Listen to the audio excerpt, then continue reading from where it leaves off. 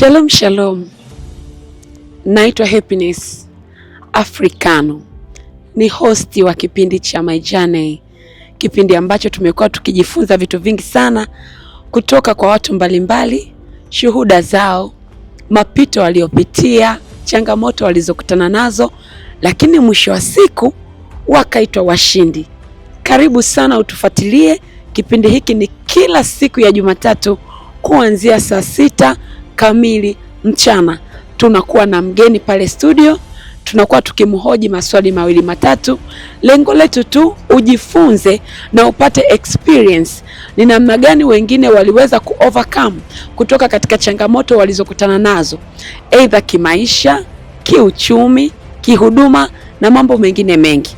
Karibu sana, na napenda nichukue nafasi hii kukukaribisha uweze kusubscribe kwenye channel yetu ya SEIC TV. Ukifanya hivyo utakuwa umetisha sana. Mungu akubariki.